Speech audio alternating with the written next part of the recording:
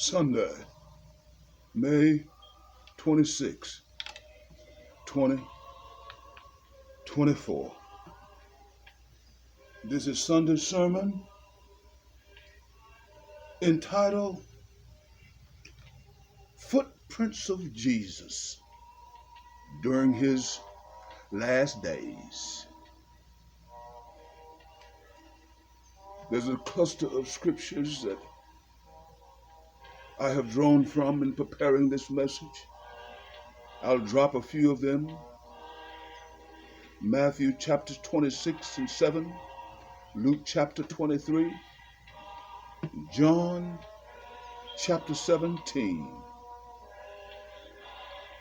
But I'm in the tree of the life of Jesus, covering those events in his last days. It was the Thursday before Jesus died. That's where I began the message. The Passover meal had been prepared and eaten.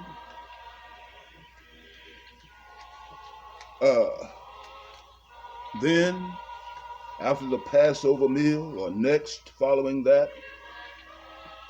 there was some strife among Jesus' disciples. Judas was still with him. But the apostles of Jesus were in discord or strife about which one of them was the greatest. I grew up in a family of 12 children, and that invariably is a question that surfaces itself secretly, if not audibly, among my siblings. Matter of fact, I had one to tell me that I'm the greatest. But that's all right. It's just common.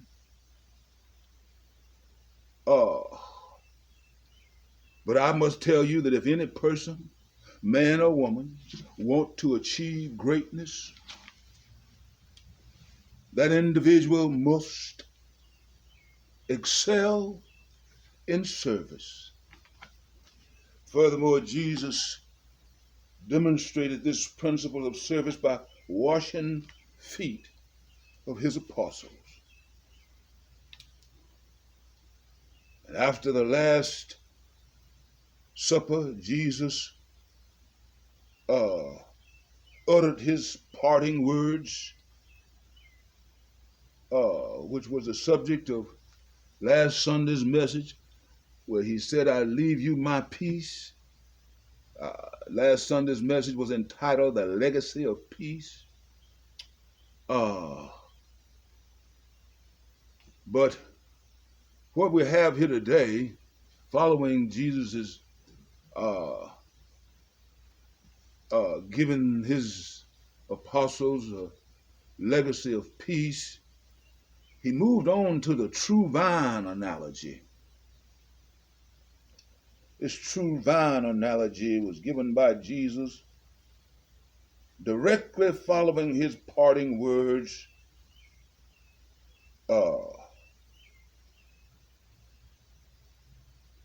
giving them peace. The true vine story told by Jesus can be found in John 15, chapter 1 through 11. John chapter 15, verses 1 through 11. And here Jesus gives a picture, beautiful picture, of the union between himself, the union which exists between Christ and the church. Beautiful.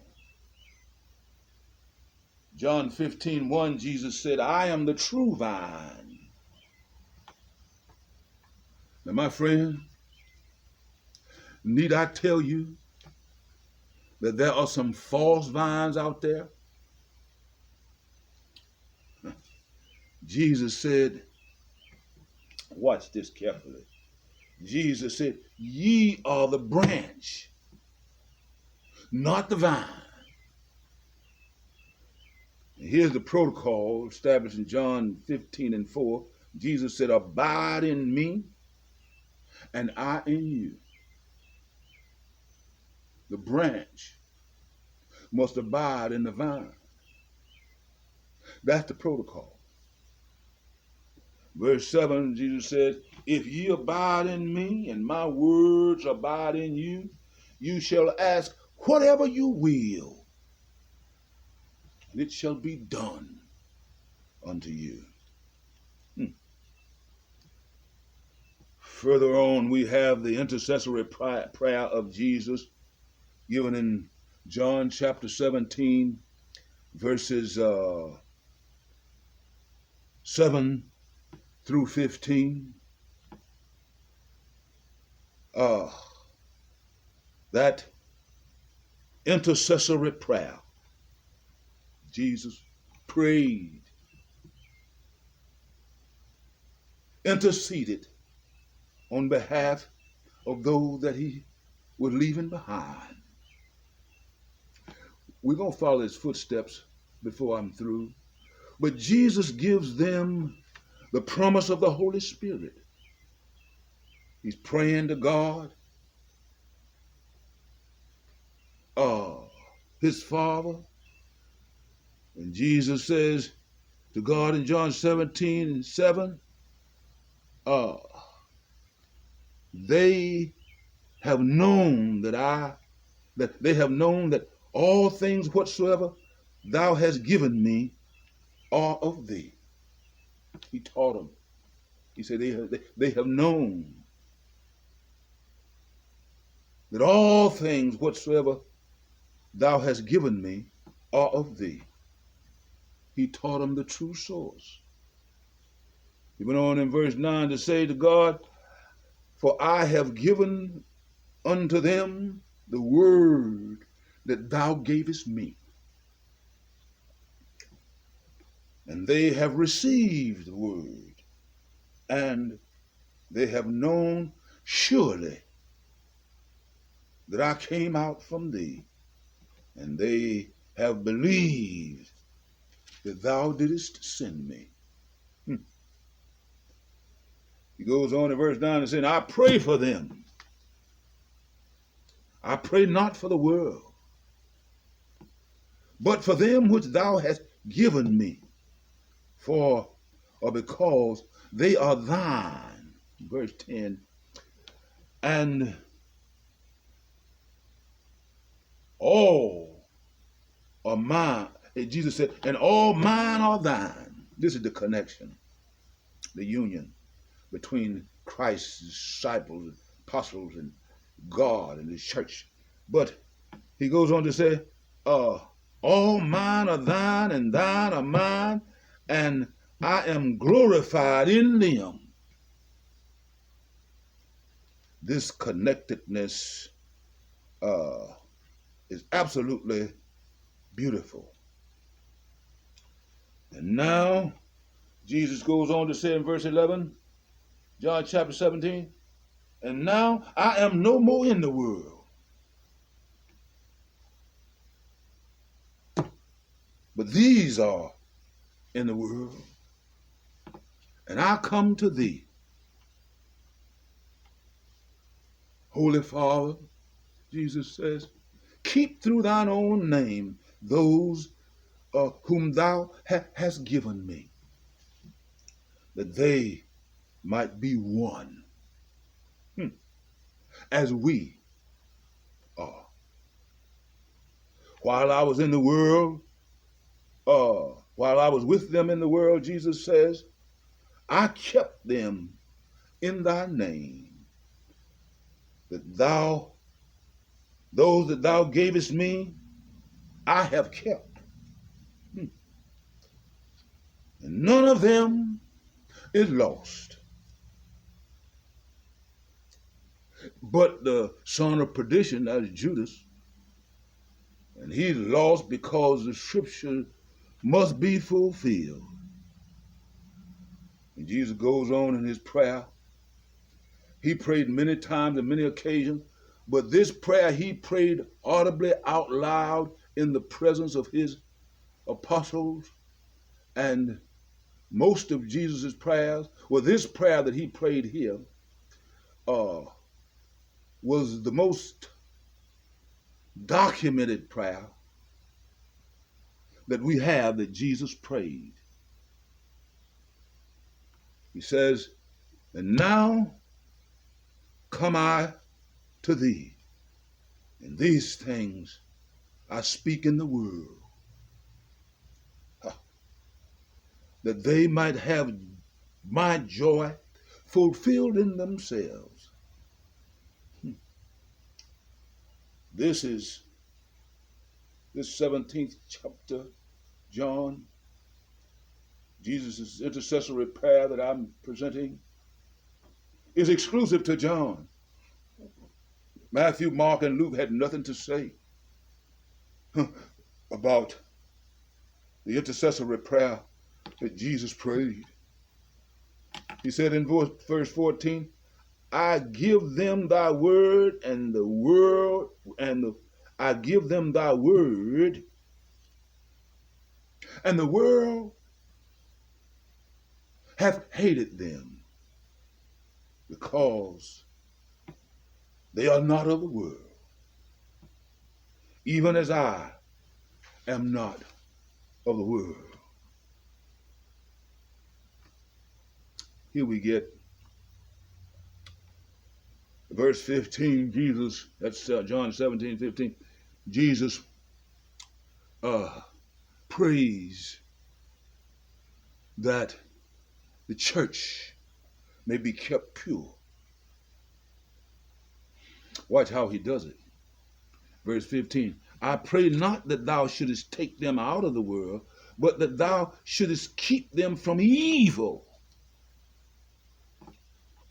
They are not of the world, even as I am not of the world." Jesus goes on to say, "Sanctify them through thy truth." Truth has a power to set us apart. Sanctify them through thy truth. Thy word is truth. As thou hast sent me into the world, even so have I also sent them into the world. Look at that. Even so have I sent them into the world. Jesus goes on to say, and his apostles are listening. They hear him pray this prayer. He goes on to say, "And for their sake I sanctify myself, that they also might be sanctified through thy truth."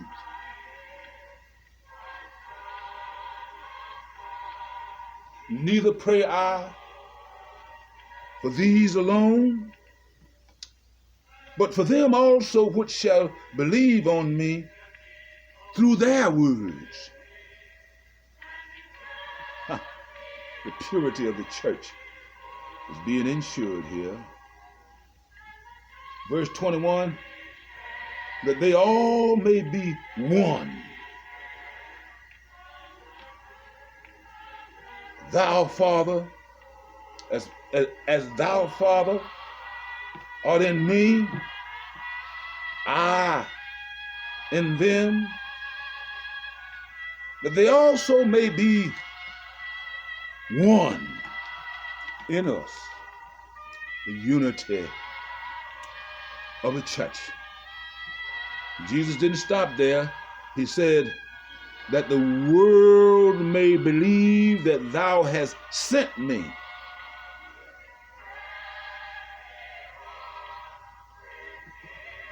Then, my friend,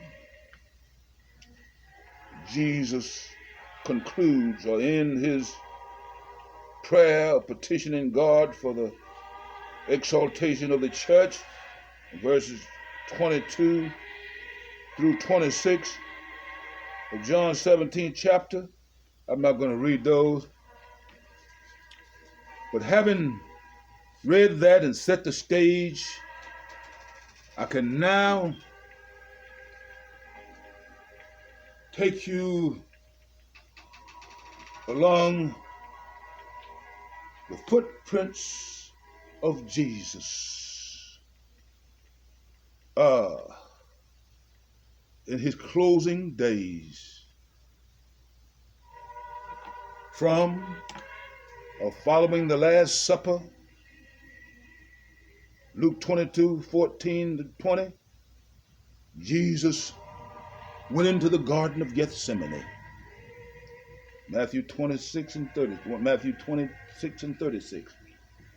He went into the Garden of Gethsemane after a heated conflict and confrontation in the Garden of Gethsemane. Jesus miraculously replaced the ear that his disciple, Apostle Peter, had cut from the head of Malchus. Malchus was one of the law enforcement officers that had come with the police force to take Jesus captive. But in that garden, Jesus was placed under arrest. And then he was taken before Caiaphas and Annas and the entire Sanhedrin council. False witnesses testified against Jesus. And Jesus was found guilty. Found guilty on the charge of blasphemy. Matthew 26:57-68. And from the Sanhedrin council palace of Caiaphas, Jesus was taken to Pilate's judgment hall under Luke 23:1. And from Pilate's judgment hall, Jesus was taken to be judged by King Herod under Luke 23:8-11. King Herod sent Jesus back to Pilate under Luke 23. And it was in Pilate's judgment hall that Jesus received the sentence of death. Matthew 27:26. Jesus then was taken to Mount Calvary for crucifixion. They hung him high and stretched him wide. But he endured the cross and despised the shame because of the joy that was set before him. My friend, there's a joy that is set before each of the followers of Jesus. Will you be a partaker of that joy?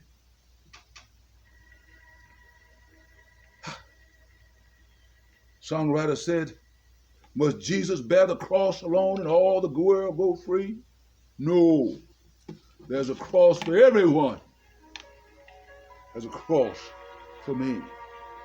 Go ahead and take your cross, all your business to God, by telling him these words: dear God, I know that I'm a sinner, and I believe that Jesus died on the cross to forgive me of my sins. And tell him that I'm sorry for all the wrongs that I have done, and I ask that you forgive me. I thank you for your love and your forgiveness, and I thank you for the new life that I will enjoy in Jesus Christ.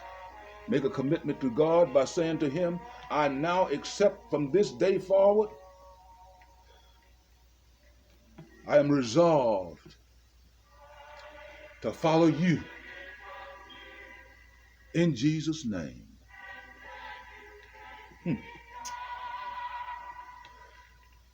Now unto him, my friend, that's able to keep us from falling and present us faultless before the presence of his glory with exceeding great joy.